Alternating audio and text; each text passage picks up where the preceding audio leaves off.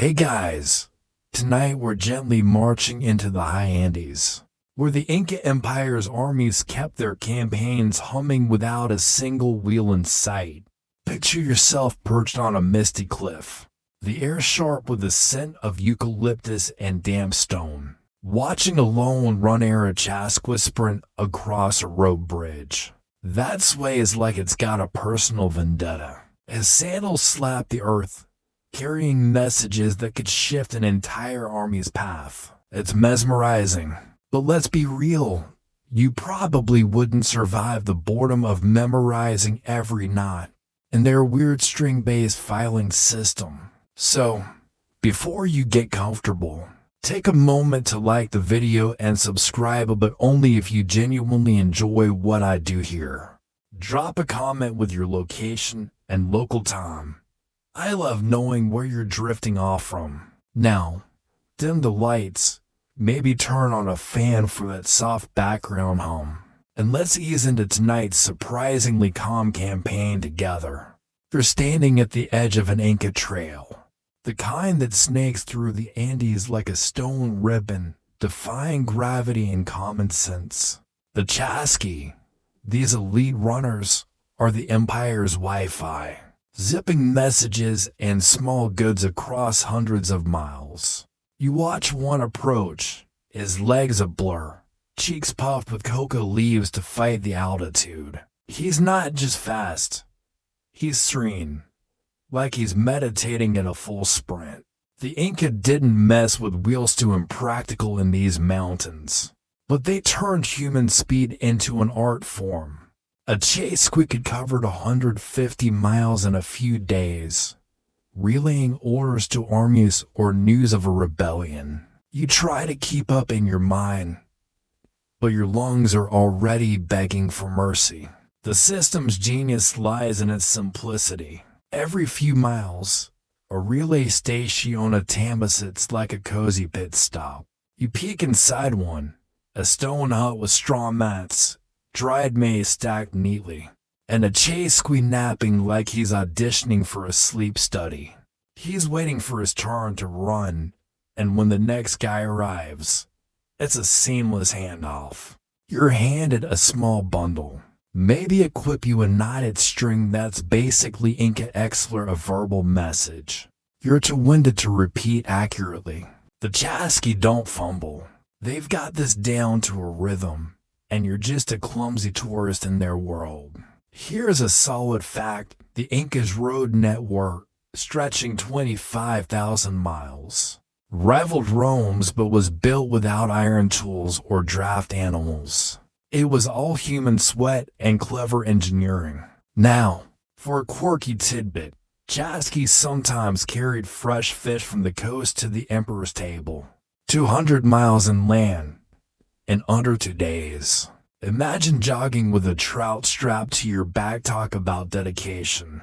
You chuckle, picturing yourself dropping the fish halfway and blaming the altitude. Historians still argue whether the Chasqui speed alone kept the empire cohesive, or if the roads themselves were the real MVP. Either way, you're impressed. You're starting to feel the chill now, the kind that creeps into your bones at 12,000 feet. The chase-squee you're trailing doesn't notice. He's already vanishing around a bend, his silhouette fading into the fog. You linger, catching your breath, noticing how the trail stones are polished smooth by centuries of feet. There's no battle noise here. No clashing swords, just the hum of wind and the distant bleat of a llama. You wonder if the Chasqui ever got bored, running the same routes, delivering the same urgent but dull orders. Probably. But they made it look effortless, like they were born to outrun the mountains. As you shuffle along, you spot a small offering by the trail, a coca leaf tucked under a rock, left for the mountain gods. It's a reminder that even these runners, the Empire's fastest, pause to keep the spirits happy. You're tempted to leave something to a granola bar. Maybe, but you're pretty sure the gods don't negotiate with modern snacks. You smirk at the thought of a divine complaint box for subpar offerings.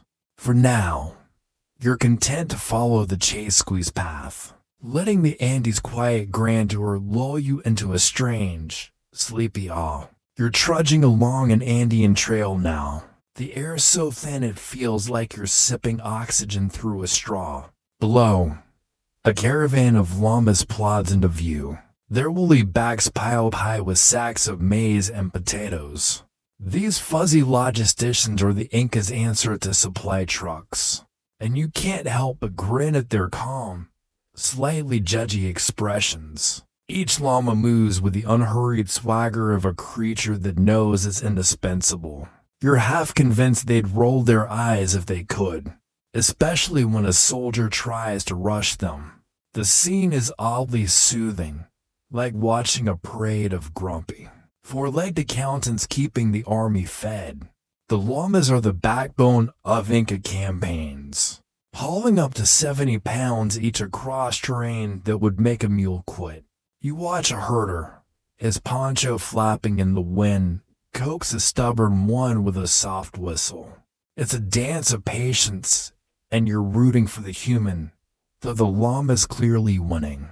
These caravan supply armies on the move, carrying everything from quinoa to dried meat. Without them, the Inca's conquest stretching from modern Ecuador to Chile would have starved in a month. You try to imagine organizing this without radios or GPS, and your head hurts. The herders just shrug and keep walking. Here's a grounded fact. The Inca domesticated llamas over 4,000 years ago, breeding them for strength and stamina, making them perfect for high-altitude supply runs. Now, for a weird tidbit, some herders tied colored ribbons to their llama's ears, believing it warded off evil spirits or just made them look fabulous. You chuckle, picturing a llama strutting like it's on a catwalk, ribbons fluttering. Historians still debate whether the llama's efficiency or the Inca's obsessive record-keeping kept shortages rare. Either way, you're in awe of these fluffy MVPs. You step closer, catching the musky scent of llama wool and the faint crunch of frost under their hooves. The caravan's pace is hypnotic, each step kicking up tiny puffs of dust that shimmer in the sunlight. You notice a young herder humming to his flock, his tune so soft it blends with the wind. It's the kind of moment that makes her feel distant. Like the Andes are too vast for conflict to stick, you're tempted to pet a llama, but its side-eye warns you to keep your distance. Smart Muvho's guys spit with sniper precision. As you follow the caravan, you spot a soldier unloading a sack, his hands chapped from the cold. He's grumbling about the llama's pace, but you catch him slipping one a handful of grass. Quiet, thank you. You smirk, thinking of your own grudges against slow co-workers. Though none of them carry your lunch across mountains, the soldier's routine feels oddly familiar. Check the load, curse the llama, move on. War's chaos looms somewhere out there. But here, it's just you, the herders, and a line of woolly beasts who couldn't care less about empire. The trail dips into a valley, and you pause to watch the caravan snake along a riverbank. The water's gurgle mixes with the llama's low grunts, creating a soundscape that's practically ASMR. You wonder if the herders ever get bored, spending days with animals who'd rather chew cud than chat. Probably. But they seem content, their lives tied to the rhythm of the herd. The llama nearest you flicks an ear, unimpressed. You laugh under your breath, strike one for bonding. Before moving on, you notice a small stone cairn by the trail, a marker for safe passage. The herders add a pebble as they pass, a habit that feels like a prayer. You're tempted to add one too, but you're not sure if it's bad luck to join in. Instead, you watch the caravan fade into the mist, their silhouettes blurring like a dream. The Andes stretch around you, indifferent and eternal, and you feel a strange peace, like you're part of something bigger than battles or borders. You're still trailing the llama caravan, but now your mind wanders to the sheer oddity of this whole setup. You're in the Andes, where the Inca built an empire that spanned thousands of miles, and yet, not a single wheel rolls across these trails. You glance at the rocky path, imagining trying to push a cart up this incline. It'd be like convincing a toddler to nap during a sugar rush or chaos. Instead, the Inca leaned hard into human runners and llama power, creating a system so smooth it feels like they were flexing on every wheel-obsessed civilization. You're half jealous of their confidence, half relieved you don't have to haul supplies yourself. The absence of wheels isn't just a quirky footnote, it's a logistical marvel. You picture yourself as an Inca general, scratching your head over how to move tons of food and gear across mountains. Without axles or wagons, the solution: perfectly maintained roads, relay runners, and those stubborn llamas from Section 2. You watch a Chasqui sprint past, his sandals barely touching the ground, and realize this wheel-less world works because every piece fits like a stone and an Inca wall. It's not fast by modern standards, but it's steady, like a heartbeat keeping the army alive. Here's a solid fact: the Inca's 25,000-mile road network, built without wheels, supported an empire of 10 million people with supply chains that rivaled early modern Europe's. Now, for a strange tidbit, some Inca trails had speed bumps, deliberate stone ridges to slow llamas and prevent landslides. You chuckle, imagining a llama glaring at these obstacles like a driver stuck in traffic. Historians still argue whether the lack of wheels stemmed from terrain, culture, or just the Incas saying, "We're good, thanks," whatever the reason. You're impressed by the audacity. You pause to catch your breath, the altitude making your head feel like it's stuffed with cotton. The trail stretches ahead, a ribbon of stone polished by countless feet and hooves. You notice the precision of the masonry of rock fits so tightly. You couldn't slip a credit card between them. It's calming, this perfection, like the Andes themselves approved the design. You wonder if the road builders ever got bored chiseling stones for years. Probably. But they made it look effortless. Their work outlasting empires. A llama grunts nearby, snapping you back. You're close enough to smell the earthy tang of its wool, and you're tempted to give it a pat. But that spit warning lingers in your mind. Instead, you focus on the caravan's rhythm. Hooves clopping, herders whistling, sacks rustling. It's a symphony of survival, and you're just a guest in its quiet melody. You smirk, thinking of your own reliance on delivery apps. Good luck getting a burrito to a war camp at 14,000 feet. The Inca didn't need apps. They had grit and geography. You spot a tambo in the distance. One of those rest stops that dot the roads like ancient gas stations. It's a low stone building, unassuming but vital, where Chasqui swaps shifts and llamas get a break. You imagine crashing there, swapping stories with a herder over a bowl of Chigo freeze-dried potatoes that sound like a survivalist fever dream. The thought makes you grin. Your camping skills are more burnt marshmallow than Andean warrior. The tambo's simplicity feels like a rebuke to your overcomplicated life, and you're oddly okay with that. As you near the tambo, you notice a small offering by the trail, a few coca leaves arranged in a neat pile. It's a nod to the mountain spirits, a reminder that even in war, the Inca pause for respect. You're tempted to add a leaf, but you'd probably mess up the vibe. Instead, you let the moment sink in. the silence of the Andes wrapping around you like a blanket. The wheel-less world hums along, and you're lulled by its strange, steady pulse, wondering how something so practical can feel so serene. You're lingering near the tambo now, the stone hut casting a shadow as the sun dips lower, painting the Andes in soft golds. Your attention shifts to a peculiar tool of the Inca's logistical wizardry, the quipu, a bundle of knotted strings dangling from a cord like the world's most cryptic friendship bracelet. You're handed one, its colored threads swaying gently, and you're supposed to decode it. Good luck. It's the Inca's bookkeeping system, tracking everything from army supplies to tax records. And you're squinting at it like it's a math test you didn't study for.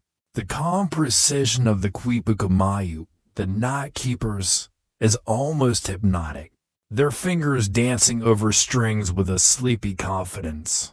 These quipas are the Inca's secret weapon, letting them manage an empire without paper or pens. You watch a knot keeper, his face creased from years at high altitude. Adjust a thread with the focus of a monk. Each knotted size, position, color means something. 10 sacks of quinoa here, 50 soldiers there. You try to follow, but it's like deciphering a spreadsheet in a dream. The system's so efficient it kept armies fed and moving, even during campaigns hundreds of miles from Cusco. You're half impressed, half convinced you'd miscount and starve a battalion. Here's a firm fact. Quipas could store thousands of data points, functioning as a portable database for an empire that spanned modern-day Peru to Argentina. Now, for a quirky tidbit, some quipucamayuks believe their knots held spiritual power, and messing with one could curse your harvest. You chuckle, imagining yourself accidentally tying a knot that dooms the potato cropsery, Andes. Historians still debate whether quipas recorded only numbers or also stories, like an Inca novel in string form. Either way, you're in awe of this quiet genius. You sit by the tambo, the quipu still in your hands, its weight oddly comforting. The air smells of wood smoke and dried herbs, and you hear the faint clink of a herder's staff against stone. You wonder how the knot keeper stayed so calm. Their work tying the empire together while armies marched. Maybe it was the repetition, the soft tug of thread after thread, like a meditation. You try tying a knot yourself, but it's a lumpy mess. The knot keeper glances over, his expression saying, "Stick to your day job." You grin fair enough. The scene feels oddly peaceful, like you're eavesdropping on a bureaucracy that thrives without fuss. You notice a chasqui arrive, handing off a quipu to the knot keeper with a nod. It's a seamless exchange, no words needed, just the rustle of strings and the crunch of gravel. You're struck by how war, out there somewhere, feels irrelevant here. This is the engine room, where knots and runners keep the chaos at bay. You smirk, thinking of your own desk clutter. Maybe quipu would help, though you probably lose it under a coffee mug. As you watch, the knot keeper tucks the quipu into a woven bag, his movements slow and deliberate. You imagine the stress of miscounting, sending the few potatoes to a war camp. But he's unruffled, like he trusts the strings to tell the truth. You're tempted to ask how he does it, but the language barrier in your knot tying flop stops you. Instead, you lean against the tambo's cool stone, letting the Andes quiet seep in. The quipu's threads catch the fading light, and you wonder what secrets they hold.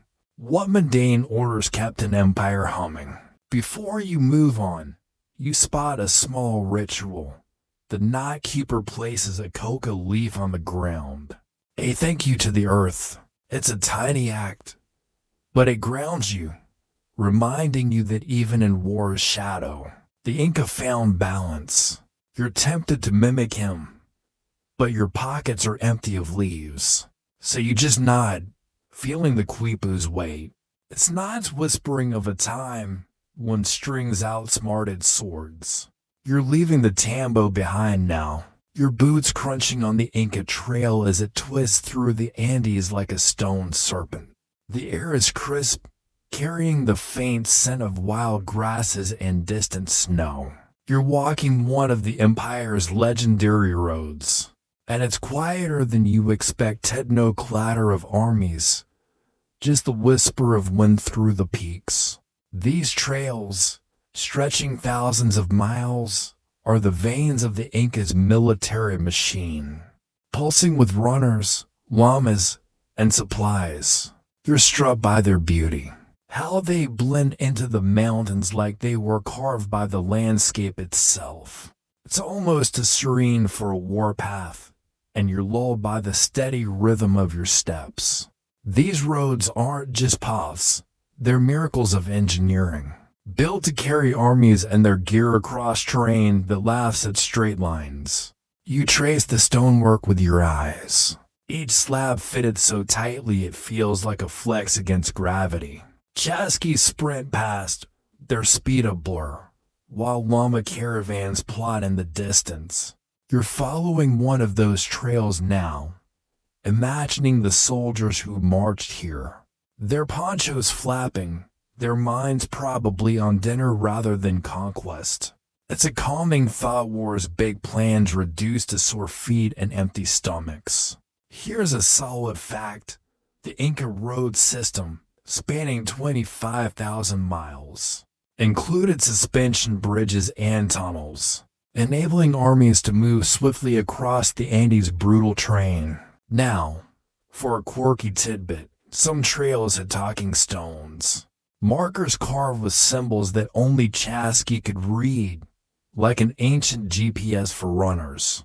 You chuckle, picturing yourself misreading one and ending up in Bolivian astride, rookie. Historians still debate whether the road's primary role was military or economic, but you're betting on both, given how smoothly supplies flow. You pause to touch a trail stone, its surface cool and worn smooth by centuries of travelers. The Andes loom around you, their peaks dusted with snow, and you feel small but oddly at peace. You wonder if the road builders, hauling rocks up these slopes, ever grumbled about their bosses. Probably. But their work endures, outlasting the empire itself. You smirk, thinking of your own DIY disaster. Your wonky bookshelf wouldn't survive a week here. The trail's permanence is humbling, a reminder that human stubbornness can outshine even the mountains. A Chasqui darts by, his breath puffing in the cold air, and you're drawn back to the trail's purpose. These paths carried more than supplies. They carried orders, news, even the emperor's whims. You imagine being a soldier, waiting for a runner to bring word of victory or retreat. Your fate tied to a guy who's basically jogging a marathon. It's a lot of pressure for a pair of sandals. You grin, picturing a Chasqui delivering a message like, "The emperor says eat more quinoa." War's drama feels distant on this quiet trail, where the real fight is against altitude and boredom. You spot a small shrine by the path, a pile of stones topped with a coca leaf offering. It's a nod to the mountain spirits, a habit that kept travelers grounded. You're tempted to add a pebble, but you're not sure if it's bad form to crash their ritual. Instead, you keep walking, the trail's rhythm pulling you forward. The sound of your footsteps mixes with the distant bleat of a llama, creating a soft, sleepy cadence. You wonder what it was like to march here, knowing the next tambo might have a warm fire or just more dried potatoes. Either way, you're content to follow the trail's curves, letting its ancient calm wash over you. As you round a bend, the trail opens to a view of a valley below. Its slopes terrace like giant green stairs.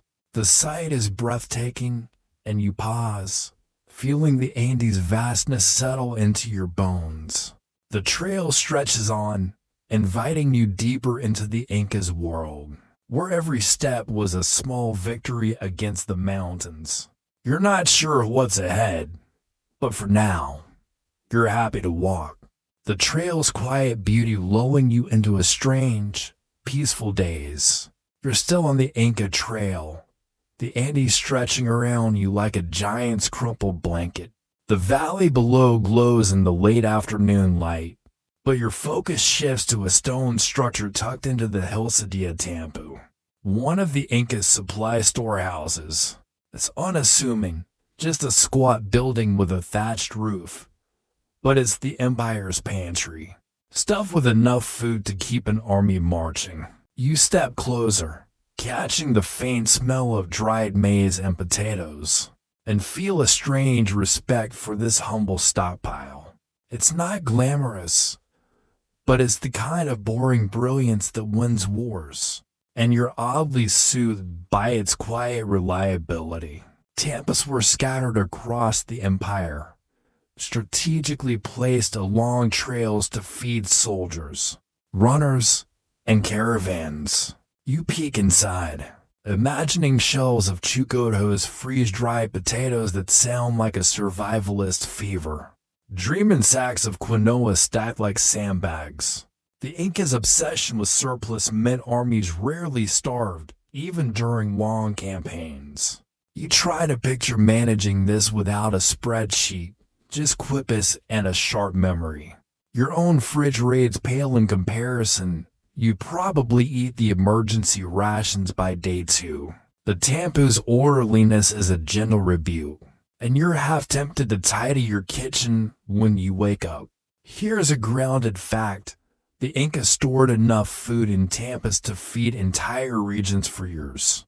A system so robust it supported rapid military expansion across South America. Now, for a quirky tidbit, some Tampas had anti-theft rituals, where keepers sprinkled coca leaves to curse pilferers. You chuckle, imagining a thief sneezing his way to bad luck. Take that, snack bandit. Historians still argue whether the Tampa success was due to centralized planning or local communities' diligence. Either way, you're impressed by this ancient Costco. You linger by the Tampu, noticing a keeper checking a quipu, his fingers tracing knots with sleepy precision. The air is cool, tinged with the earthy scent of stored grains, and you hear the distant clatter of a Llama caravan. You wonder if the keepers ever got bored, counting sacks day after day. Probably, but they seem content, their work a quiet anchor in the empire's chaos. You smirk, thinking of your own job's monotonous bodies cursing your stapler with bad juju, at least.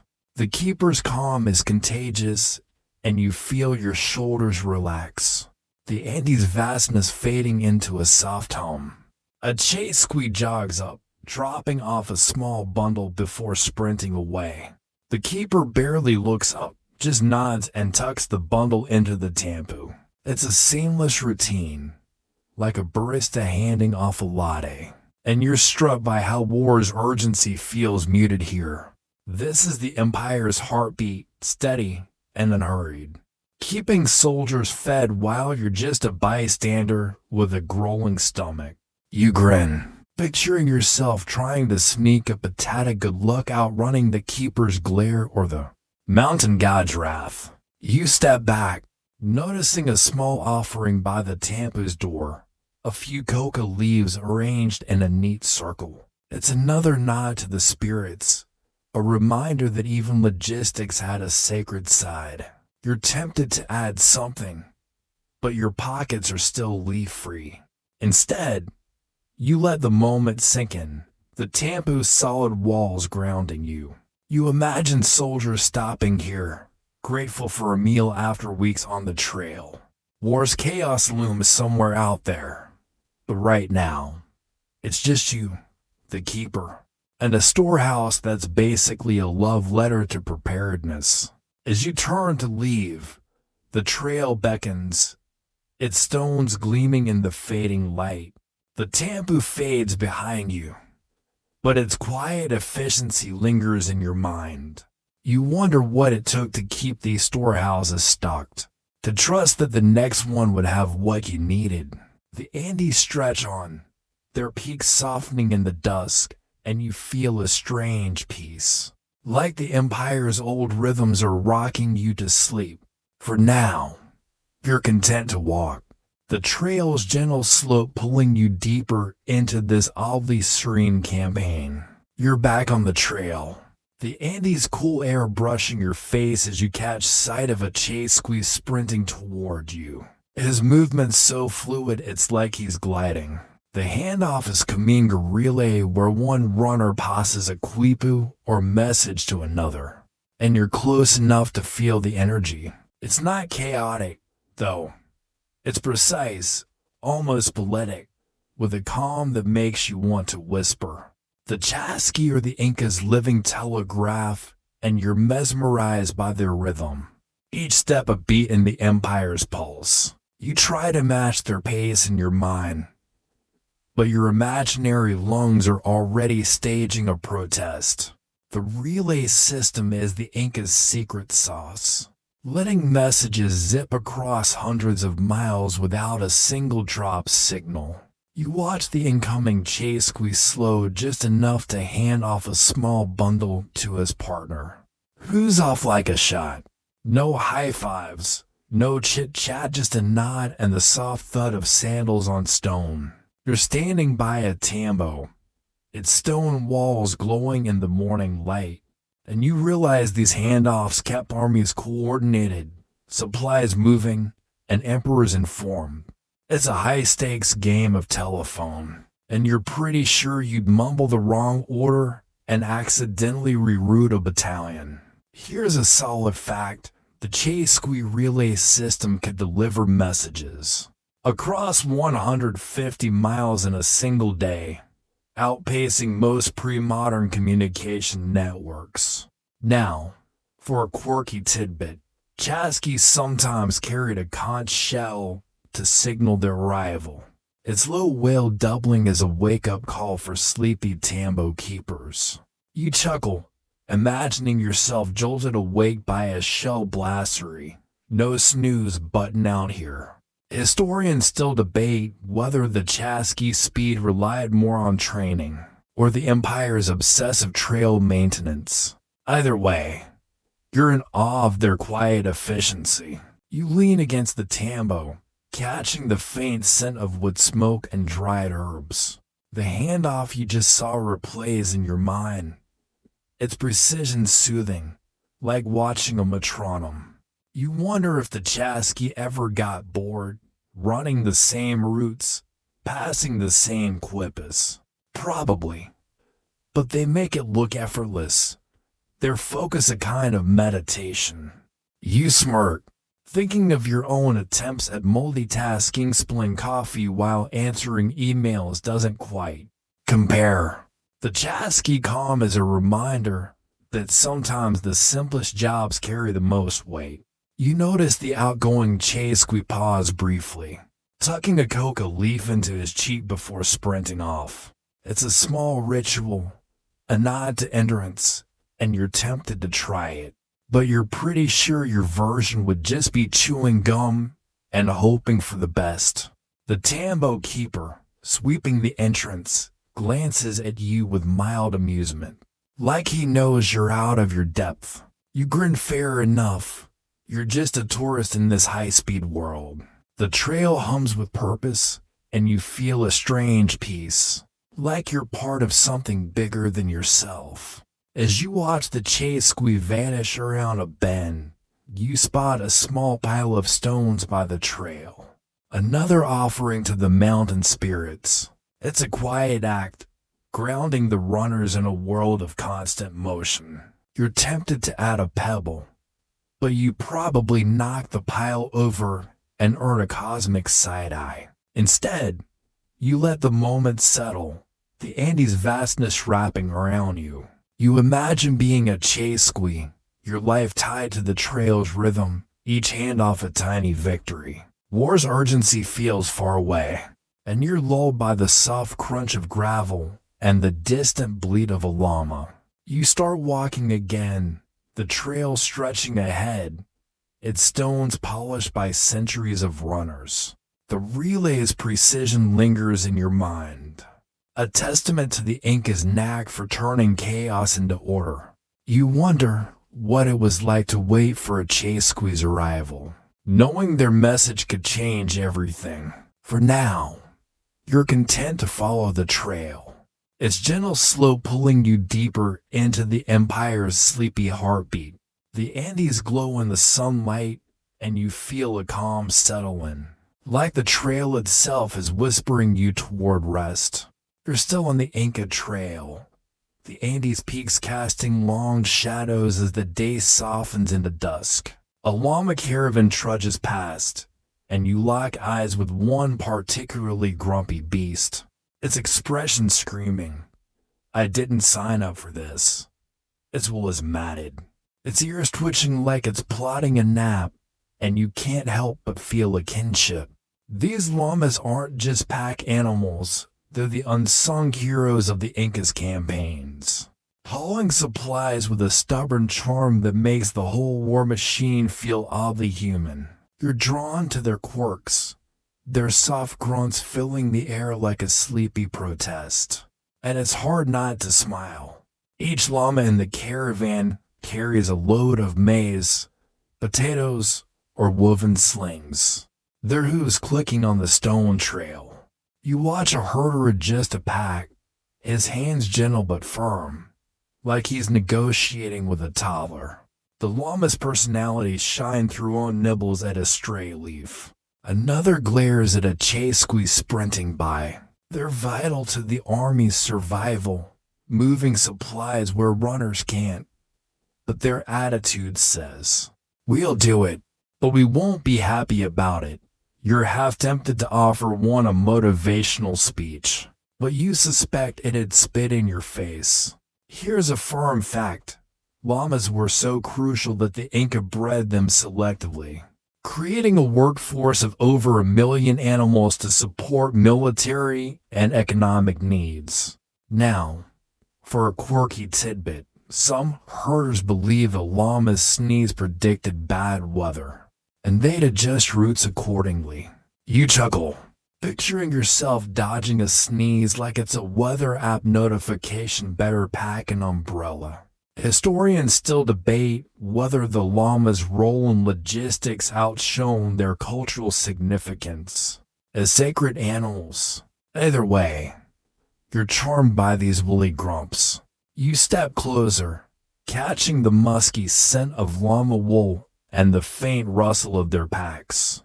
The caravan's pace is slow, deliberate, and you find its rhythm soothing, like a lullaby for the Andes. You wonder if the herders ever get fed up with their flock's antics. Probably, but they seem to love them. Their whistles and murmurs a quiet conversation.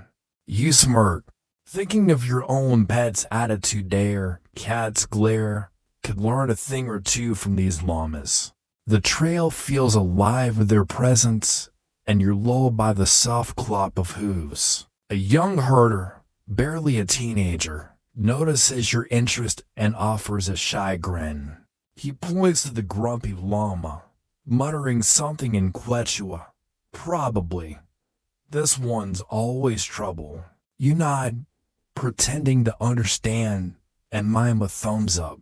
The moment's small but warm, a reminder that even in war's shadow, people find ways to connect. You grin, imagining explaining this to your friend Saya. "I bonded with a llama herder, no big deal." The caravan moves on, and you're struck by how these animals, with all their quirks, keep the empire's heart beating.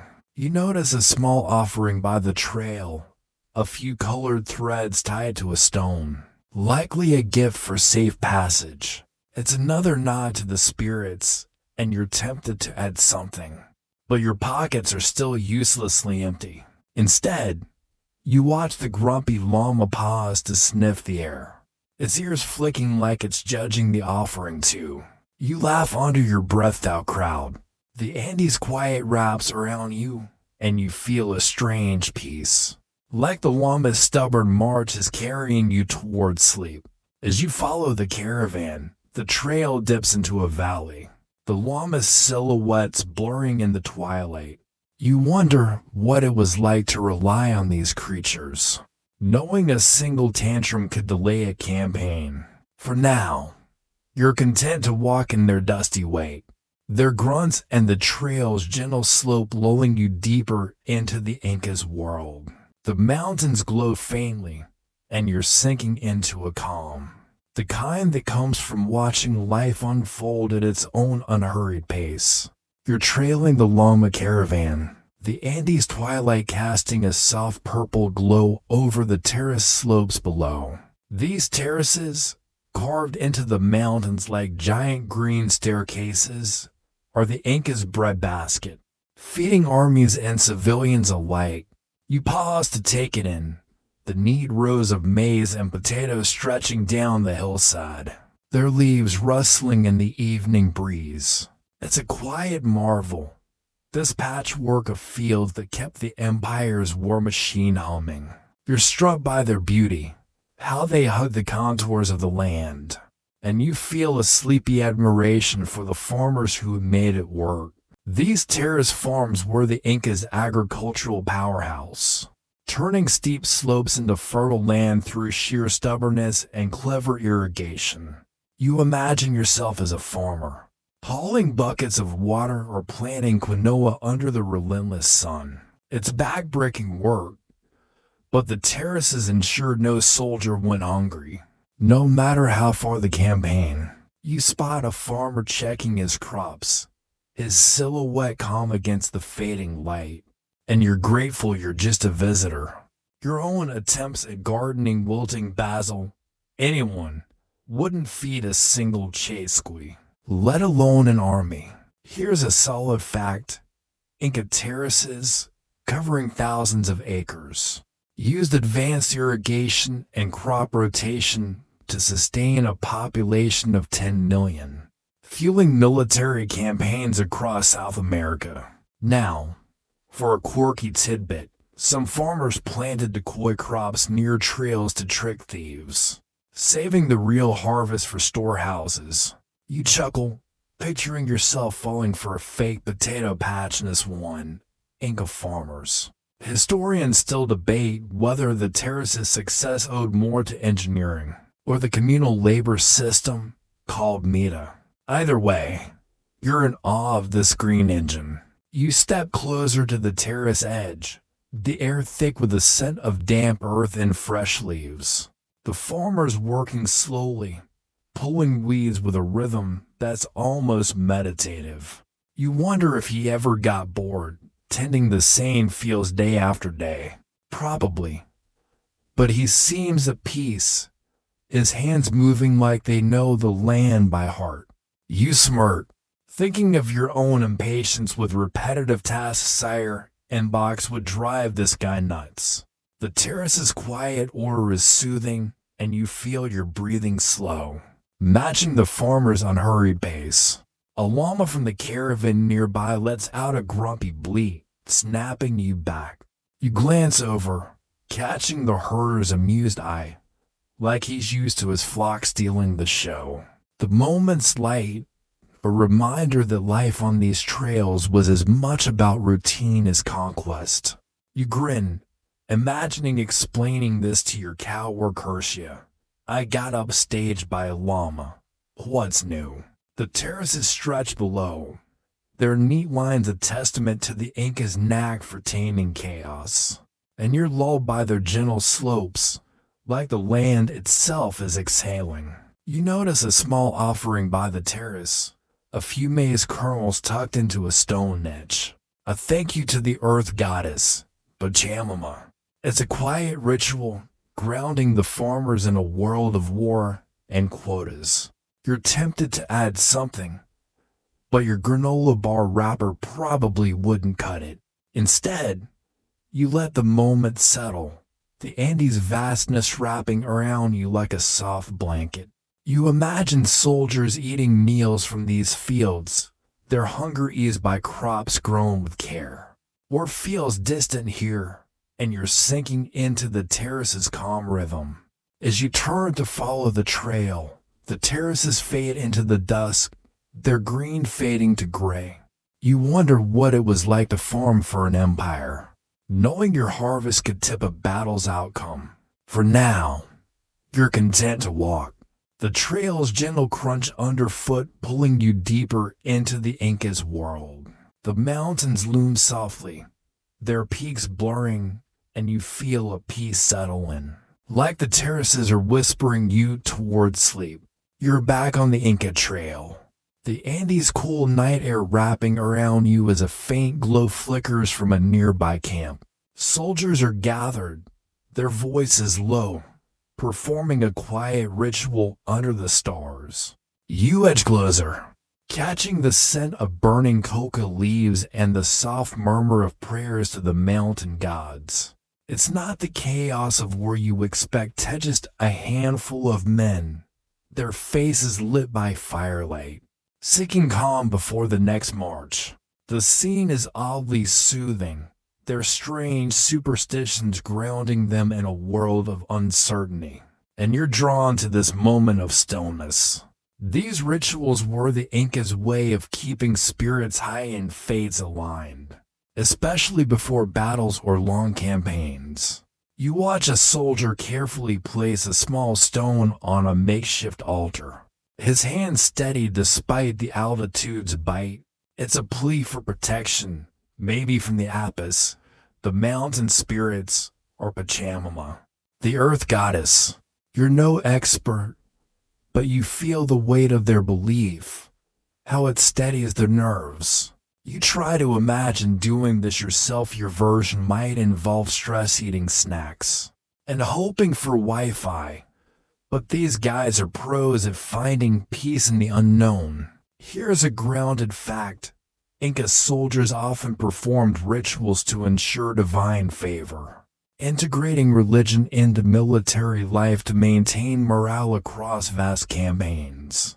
Now, for a quirky tidbit, some believe tying a red thread to their slingshot brought deadly aim, a superstition that probably sparked more than a few camp debates.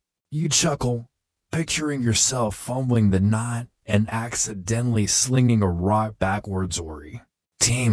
Historians still argue whether these rituals were more about spiritual belief or psychological comfort for soldiers far from home. Either way, you're touched by their quiet sincerity. You settle near the fire, its warmth cutting through the chill, the crackle of burning wood blending with the soldiers' soft chants. You wonder if they ever felt silly, whispering to gods about safe trails or strong llamas. Probably. But they lean into it, their faith a soft anchor. You smirk, thinking of your own lucky charms here. Lucky socks haven't exactly won you any lotteries. The soldier's calm is infectious, and you feel your shoulders loosen, the Andes' vastness fading into a gentle hum. One soldier, younger than the rest, catches your eye as he fumbles a coca leaf, dropping it into the fire with a sheepish grin. An older comrade claps his shoulder, and you sense a warmth that transcends the ritual. It's a reminder that even in war's shadow, these moments of connection kept them going. You grin, imagining explaining this to your friend Saya. I crashed an Inca prayer session. No big deal. The firelight dances, and you're lulled by the soldiers' murmured prayers. Like a bedtime story for the mountains. You notice a small offering by the fire, a woven cord tied into a knot, left for the spirits. It's another nod to the unseen forces that guided their steps, and you're tempted to add something. But your empty pockets are starting to feel like a theme. Instead, you let the moment sink in, The fires glow, softening the Andes' sharp edges. You imagine being a soldier, far from home, finding comfort in these small acts. War's chaos feels distant, and you're sinking into the ritual's rhythm. The soldier's quiet faith wrapping around you like a blanket. As the fire dies down, the soldiers disperse, their silhouettes blending into the night. You linger, the trail stretching ahead, its stones barely visible in the starlight. You wonder what it was like to march with only rituals to lean on, trusting the gods to see you through. For now, you're content to follow the trail, its gentle crunch underfoot pulling you deeper into the Inca's world. The mountains loom softly, their peaks a faint outline, and you feel a peace settle in. Like the fire's last embers are lulling you to sleep, you're walking the Inca trail again. The Andes starlit peaks framing the path as you feel the weight of centuries under your feet. These roads, stretching across mountains and valleys, are more than just your test thire, the empire's arteries, carrying the lifeblood of its campaigns. You trace the stonework, each slab fitted with a precision that mocks modern contractors. The air smells of frost and wild herbs, and the quiet is profound, broken only by the distant hoot of an owl. You're struck by the road's endurance, how they've outlasted the armies that marched them, and their silent strength lulls you into a dreamy reverence. These roads were the Inca's logistical triumph, linking Tampa's terraces and war camps across 25,000 miles. You imagine Chasqui sprinting past, their sandals slapping stone, or Llama caravans plodding with their grumpy charm. The roads carried everything: food, weapons, message keeping the empire's conquests alive. You try to picture building one, hauling rocks up cliffs without machines. Your back aches just thinking about it, and you're grateful to be a bystander. The stone's permanence feels like a gentle nudge. Some things last, even when empires don't, and you find that oddly comforting. Here's a solid fact. The Inca road system included over 100 suspension bridges, some spanning to 100 feet, allowing armies to cross raging rivers without boats. Now, for a quirky tidbit, workers sometimes chewed coca leaves in patterns, believing the rhythm pleased the mountain gods and strengthened the roads. You chuckle, imagining yourself chewing in sync and accidentally choke an East Tri road crew.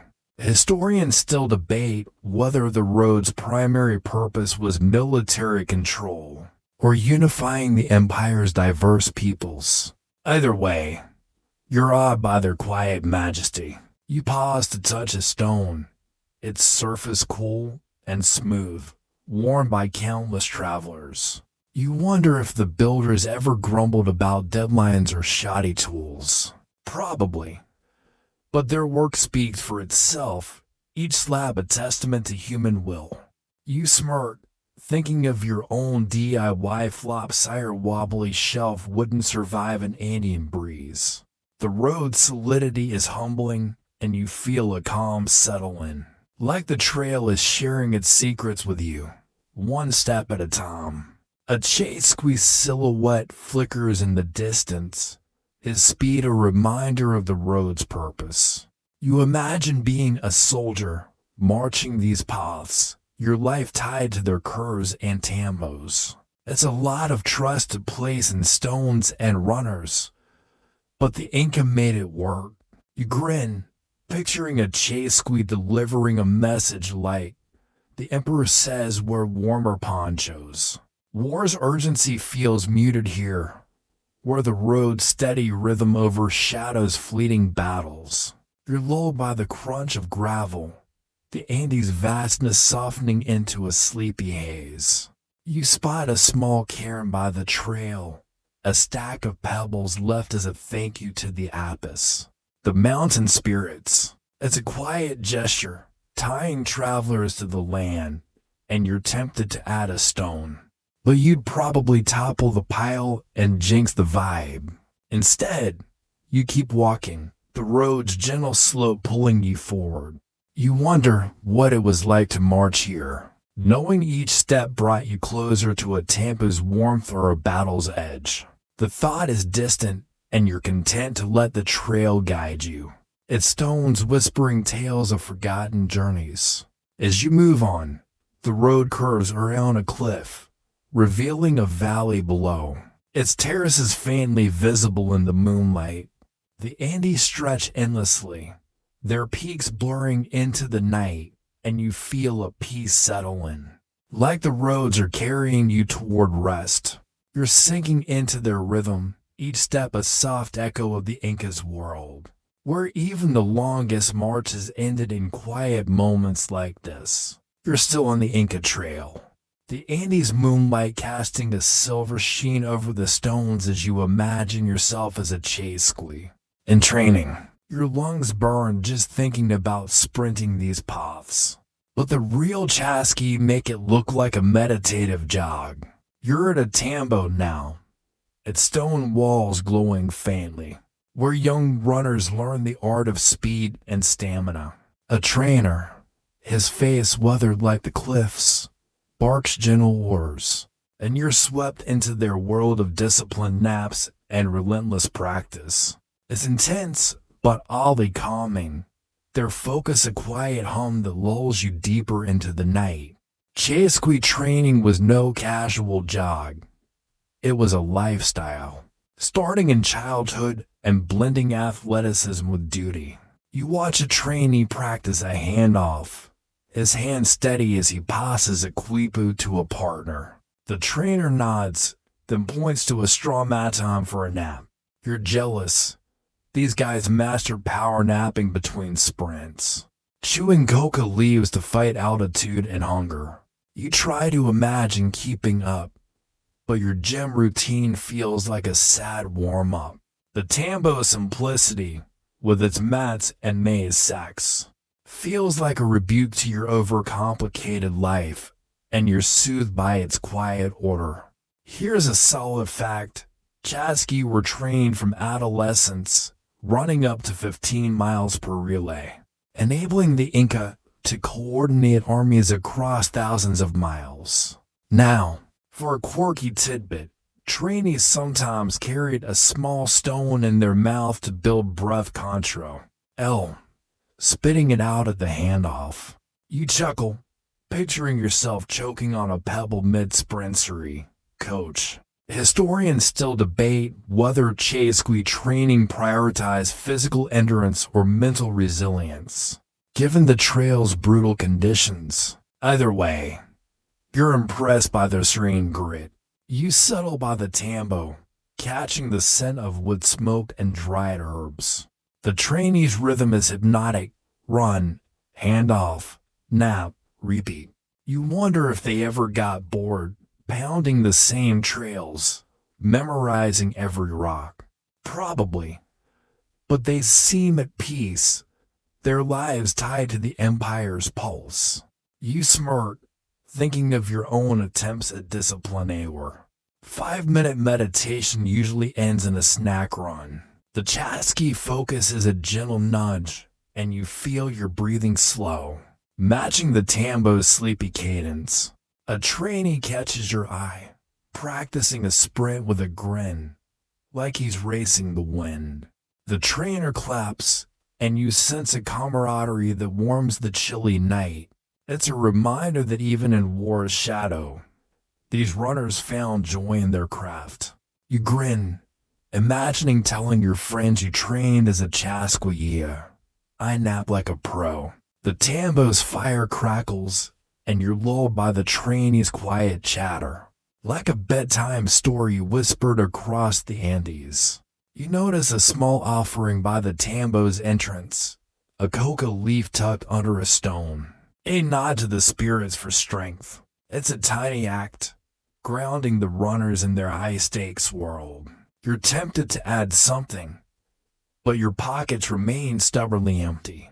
Instead, you let the moment sink in, the Andes' vastness softening around you.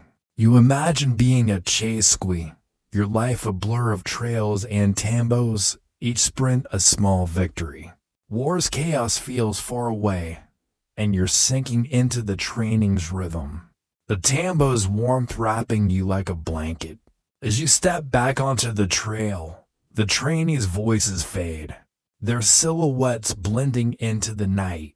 You wonder what it was like to run for an empire, knowing your speed could shift a campaign's fate. For now, you're content to walk, the trail's gentle crunch pulling you deeper into the Inca's world.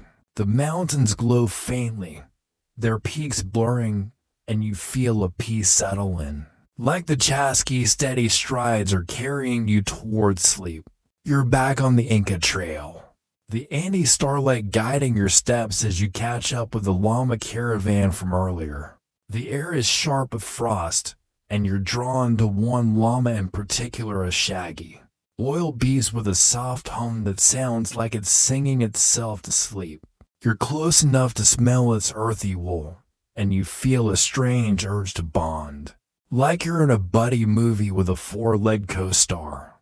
The herder, noticing your interest, gives a knowing nod, and you're suddenly part of this quiet, woolly world where llamas ease the tension of war with their stubborn charm. Llamas weren't just pack animals, they were companions. Their quirks a lifeline for soldiers and herders on long campaigns. You watch the herder stroke your llama's neck, murmuring in Quechua, and the beast leans into it, humming louder. It's a small moment, but it cuts through the Andes chill, reminding you that even in war, connection matters. You try mimicking the herder's gentle pat, and the llama flicks an ear progress. Maybe you're half tempted to name it, but Fluffy feels like a betrayal of its Andean dignity. Its hum is soothing, like a lullaby for the trail. Here's a solid fact. The Inca relied on over 1 million llamas, whose ability to carry 70 pounds across rugged terrain made them indispensable for military supply chains. Now, for a quirky tidbit, some herders believed a llama's hum could calm restless spirits, and they'd let them sing near camps at night. You chuckle, picturing yourself requesting a llama karaoke session, no encore. Historians still debate whether llamas were more valued for their labor or their role in rituals, like sacrifices to appease the gods. Either way, you're smitten by this humming hero. You walk beside the caravan, the llama's steady plod matching your heartbeat. The trail smells of dust and wild grasses, and you hear the soft clink of the herder's staff. You wonder if herders ever got annoyed with their flocks inexprobably, but they seem to love them. Their bond a quiet rebellion against war's grind. You smirk, thinking of your own pet's attitude. Their dog's begging face could learn from this llama's stoic vibe. The caravan's rhythm is hypnotic, and you feel your thoughts soften, the Andes' vastness fading into a gentle hum. The herder pauses to adjust a pack, and your llama nuzzles his arm, earning a laugh. It's a fleeting moment, but it grounds you, a reminder that even on war's edges, life finds warmth. You grin, imagining telling your co-workers you bonded with a llama. We're basically BFFs. The trail stretches on, and you're lulled by the llama's hum, its soft vibrations blending with the night's quiet. You're sinking into the caravan's pace, like the Andes are rocking you to sleep. You spot a small offering by the trail, a colored thread tied to a stone. A thank you for the llama's strength. It's another nod to the spirits, tying the caravan to the land. You're tempted to add something, but your pockets are still a lost cause. Instead, you let the moment settle, the llama's hum wrapping around you like a warm scarf. You imagine soldiers resting near these animals, their grumbles eased by a familiar hum. War's chaos feels distant, and you're drifting into the trail's rhythm. The llama's loyalty a quiet anchor. As the caravan moves on, your llama glances back, its eyes catching the moonlight. You wonder what it was like to march with these creatures, trusting their stubborn steps to keep you fed. For now, your content to follow. The trail's gentle crunch pulling you deeper into the Inca's world. The mountains loom softly, their peaks blurring, and you feel a peace settle in.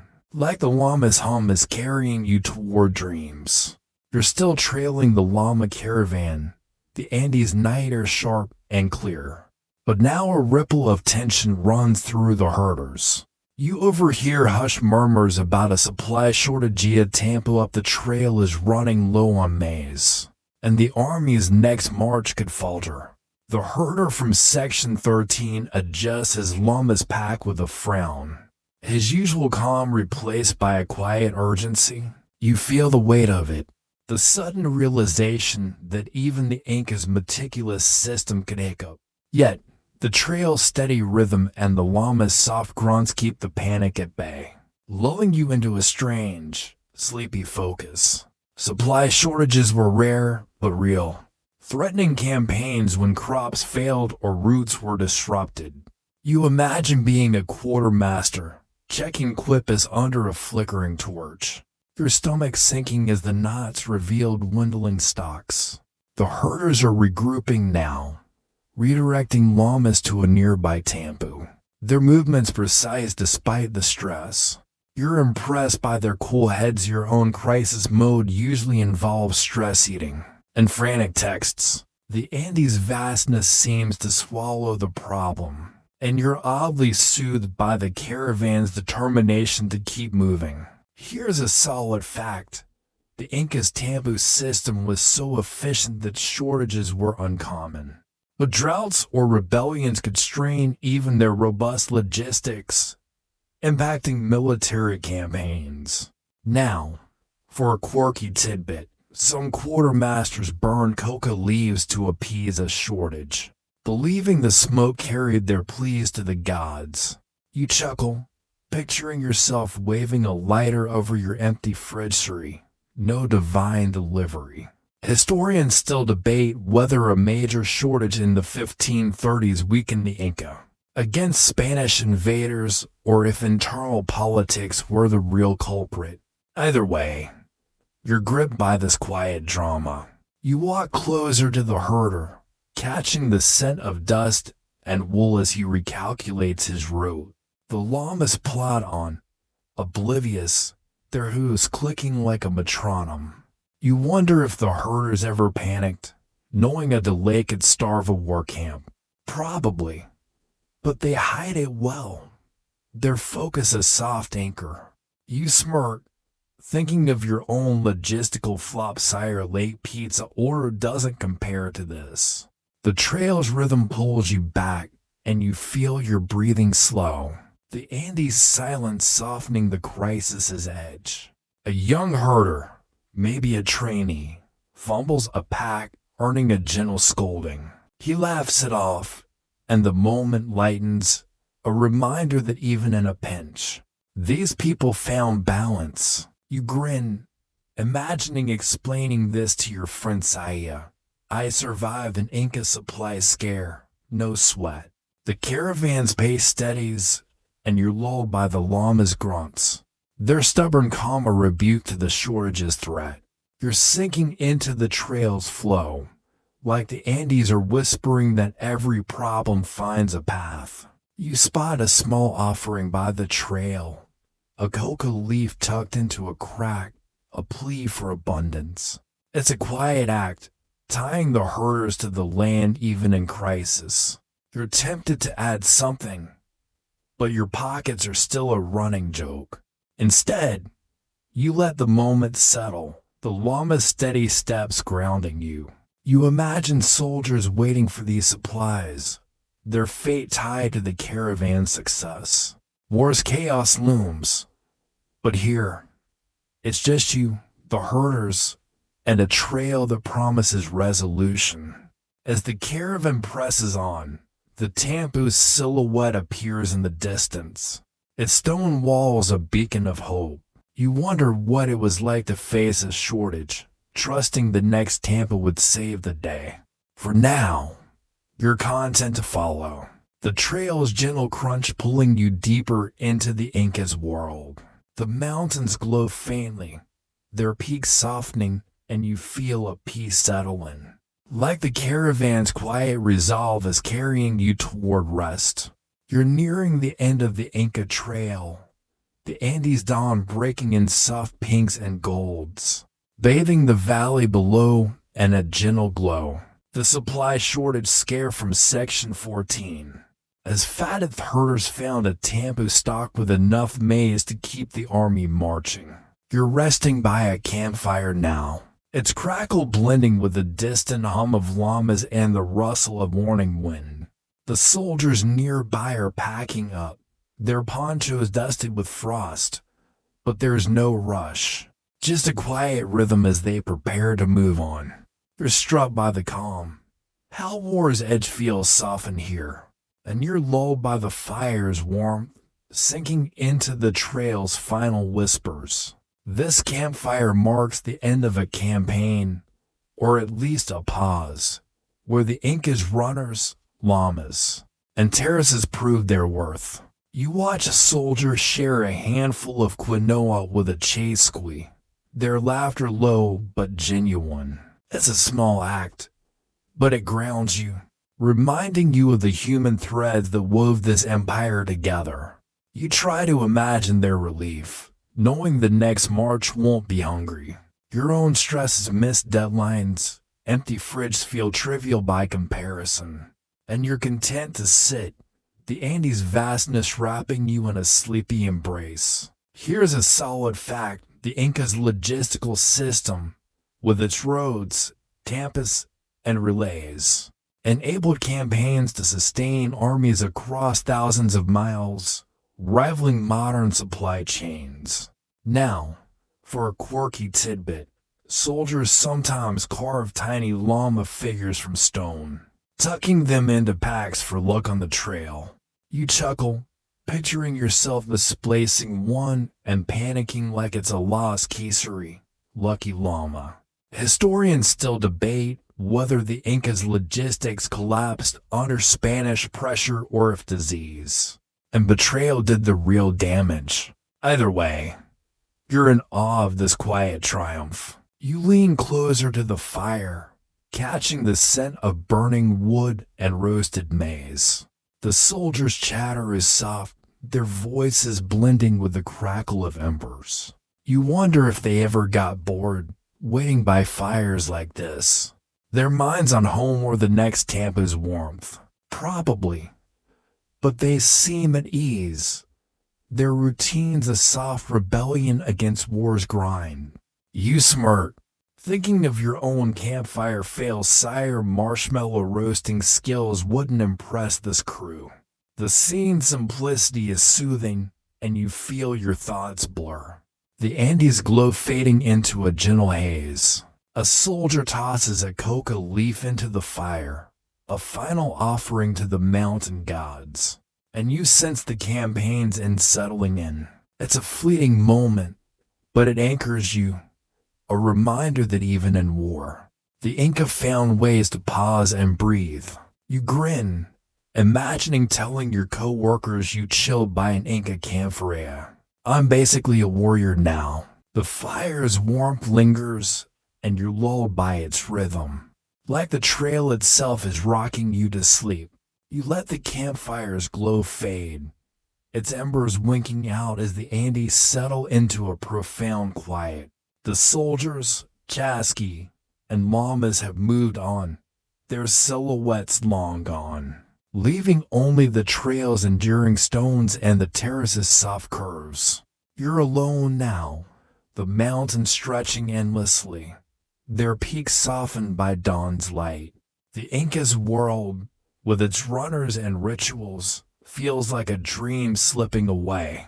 But its calm lingers, wrapping you in a gentle certainty that every campaign, no matter how grand, ends in stillness. You imagine those ancient trails today, overgrown with wild grasses, walked by farmers or curious travelers, their stones whispering of forgotten marches.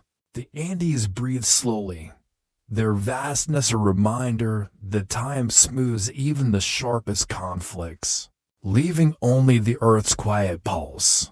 You sink deeper, the trail's rhythm fading, carrying you toward a rest as peaceful as those old campfires, where the stars above the Andes shine on, eternal and serene.